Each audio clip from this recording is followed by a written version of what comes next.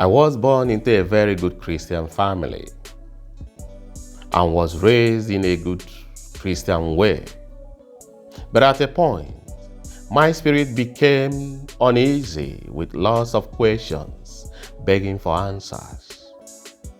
Questions like, if God really loves us all, why then were some people born blind, crippled, deaf and dumb?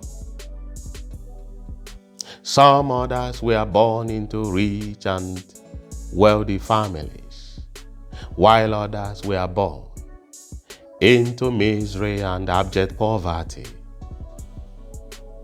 Why then are there so much disparities in life? Is sex before marriage really a sin? If yes, why then did God put the animal instinct in us? In the story of Adam and Eve, we were told that there was only one man, his wife and two sons. One killed the other. When he killed his brother, he heard a voice that told him to go to a place called Island of Nod. He said he was afraid that people will kill him. There he went and got married.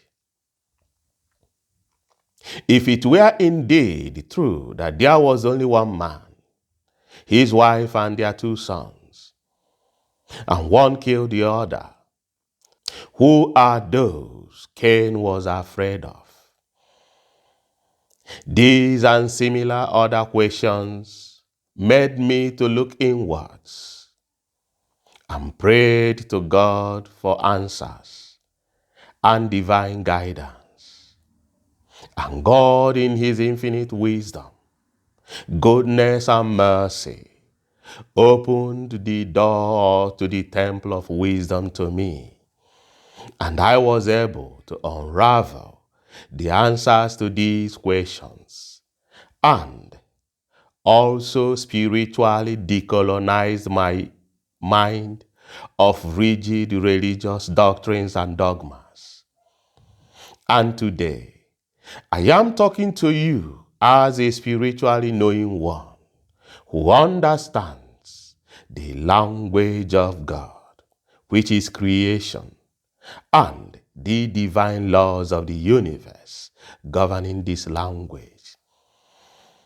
My name is Francis Uche, a spiritual teacher and a life coach, the founder of KNOTAL, which stands for Knowledge of Truth and Life.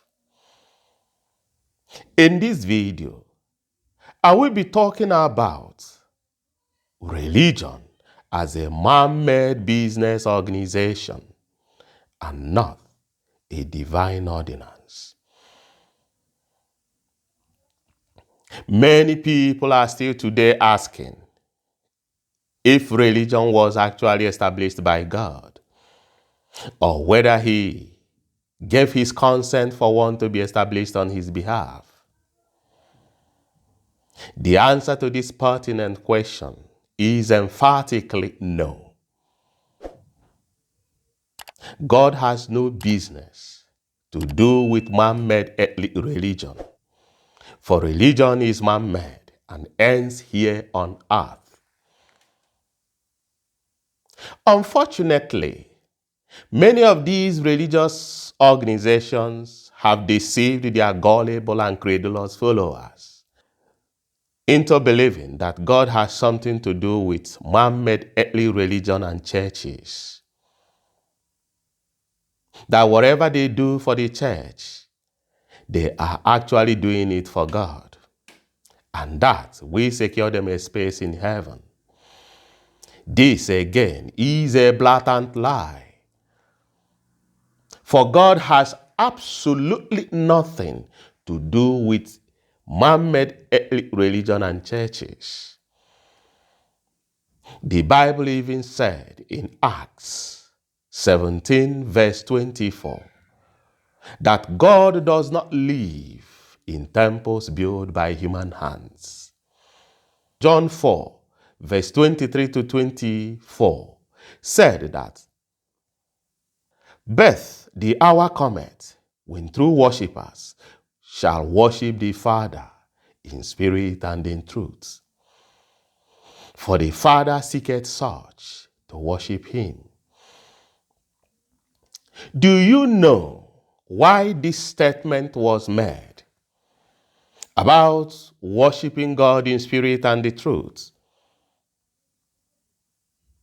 It was made because every human being has a sacred altar in him or her. A sacred altar that should serve as a temple for the solemn worship of the Almighty Father. This sacred altar is the intuitive perception, the voice of the Spirit, and also the gateway to the spiritual home of man, paradise. This is the only place in human body, a portion of the subconscious mind, that can make direct contact with the living power of God, flowing through you as energy. If this intuitive faculty is pure, every thought generated there should serve as praise and worship to God. For true worship of God lies only in joyful activities. Hence, human souls shall worship their Creator by the activities of their spirit. Therefore, true worship and service to God lies in your day-to-day relationship with your fellow human beings. How do you treat others? In your earthly need and activities, does what you do constitute nuisance to your neighbors? Does what you do infringe or trample on the fundamental rights and freedom of other human beings? Does what you do negate the eternal laws of nature? These are the things you must do if you really want to serve and worship the Creator. Having said all this, religion has robbed men of their free will to think and to make independent judgment and investigation. This they achieved when they took away the spiritual effort from men and created church slaves instead of true worshippers of God. This is why today we see lots of people. You will steal somebody's property. You will return the property to the rightful owner. But instead, you will go to your pastor or reverend or clergy for confession. Someone will blackmail you, scandalize your name, malign your integrity and your reputation, instead of coming back to you who suffered the injustice to ask for forgiveness. And once you say you have forgiven, it is as good as that. But instead, the person will go to his or her pastor to confess what I do not know. In all honesty, humility, and unshakable faith, this, to me, is the height of conceited arrogance, deeply rooted in stupidity. The laws of God are not the laws of men. If you do not return those stolen items to the rightful owner, if you do not go back to the person you blackmailed and ask for forgiveness, karma is waiting for you when the time is ripe. For karma does not forget address. This was why Abdul-Shin summarized the evil religion has done to human souls when he said, "Heed not the dissensions of churches. The great bringer of truth, Jesus Christ, the personification of divine love, did not concern himself with creeds. After all, what are creeds? A shackling of free spirit of man, the enslavement of divine spark dwelling within you. Dogma that seeks to compress the work of the Creator and also his great love into forms molded by human mind. This indicates a dishonoring of divinity, a systematic disparaging. Finally, it will be good to once in a while take inventory of your life and check if you have discrepancies with what you were told. If yes, just know that your inner being is experiencing some kind of spiritual awakening. Never you neglect this. Seek for help, and the universe will open the doors to his temple of wisdom to you.